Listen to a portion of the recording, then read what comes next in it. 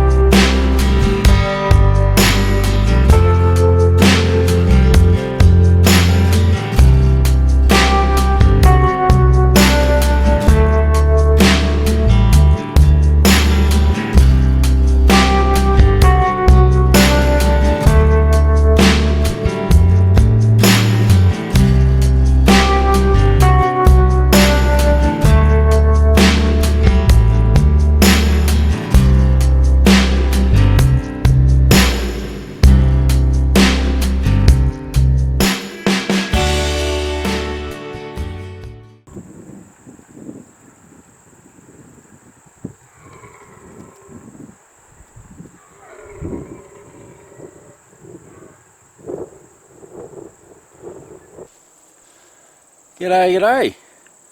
Well, we're on our last day of our 2017 raw trip. My old mate Aaron and I, we've been hunting together about 25 years now, and we always get together for the annual raw trip.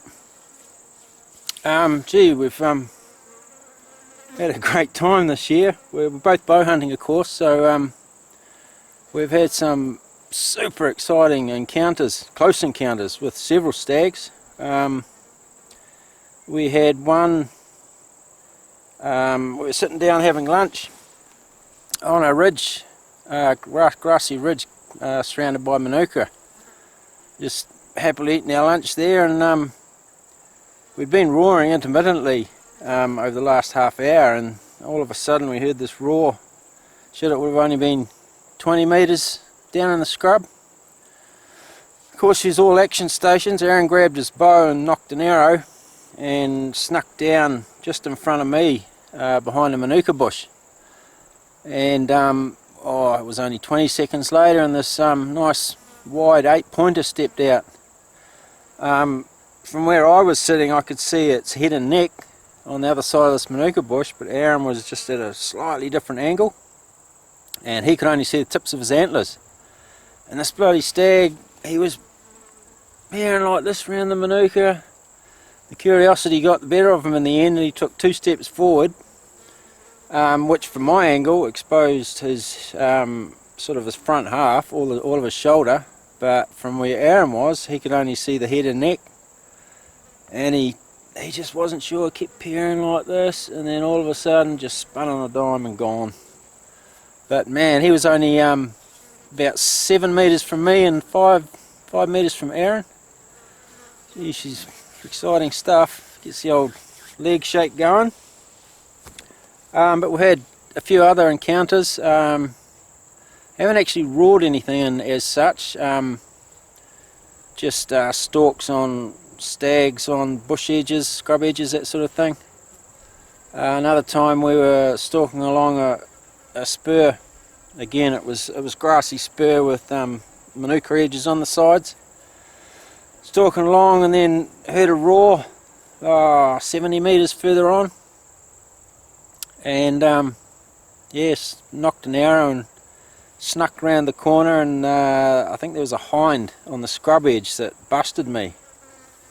And I initially thought that was it, thought the game was up, but I took a few steps around the side of a manuka bush and here's a really nice big 8-pointer just standing there side on. I couldn't believe it.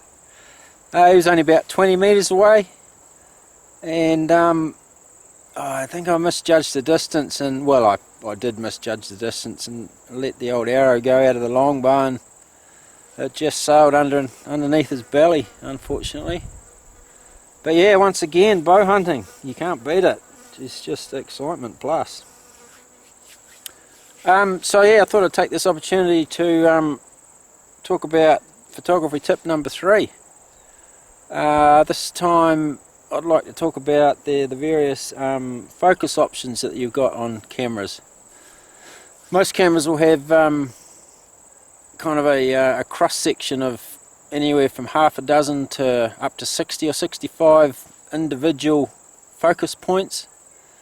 You can customize, well, you can set them all alight to be active, which covers pretty much the whole screen, or you can say pick a group of 9 on the right hand side of the screen or 9 at the bottom. But the one I use for wildlife and birds is just that one central focus point. It's the smallest, and in most cases it's usually the most accurate.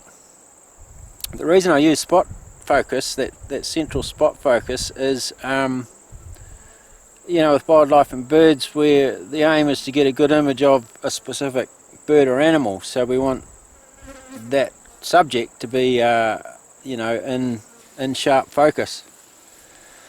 So yeah, you can, by using that central accurate point, you can put that focus exactly where you want it. And in the case of animal and birds, it's it should be on the eye. If the eye's not in focus, the image just isn't anywhere near as good. It's almost critical to have that eye in sharp focus. So yeah, now that spot focus being in the center of the screen sometimes means the composition of that shot is not going to be very good. So what you can do is focus on your subject in the middle with that center point, and then simply just move your camera slightly to recompose for better composition.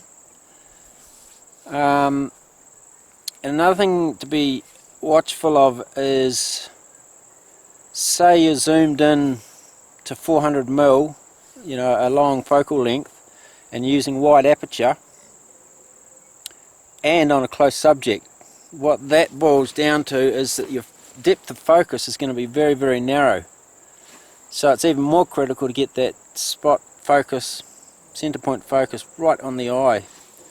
I've photographed birds heaps of times on 400mm wide open at about you know, 4, 5, 6, 7 meters, and then the depth of focus is that narrow that if you accidentally focus on, say, the bird's shoulder, you'll get the shoulder feathers sharp, but his eye will be out of focus. And you know, on a sparrow or a little bird like that, we're talking millimeters. So critical to get that center point focus right on the eye.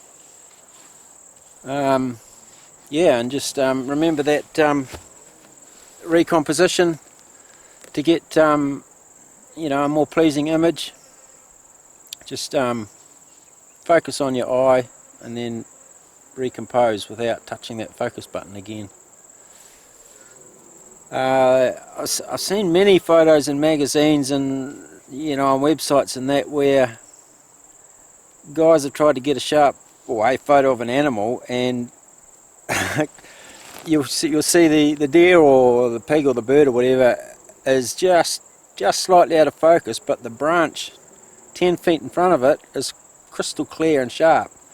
And the reason that's happened, I think, most times it's because people have, they're in that auto mode, and any auto mode will have all the focus points active. So what the camera does is generally tries to focus on the closest object to the camera, and in that situation, you know, a branch or a tree or a rock or something is what it's going to pick up on. So yeah, another good example of why I should use that center point focus. Yeah, very good. This is our last day. It's mid-afternoon. I'm just waiting till it gets a bit later, and I'm going to walk off down this gully, and hopefully the deer will start moving about an hour before dark. There's nothing showing at the moment, but we've been in this gully before and had the deer come out, you know, in that last hour. There's a few roars still going intermittently, but hopefully something will pick up later this afternoon. Sure.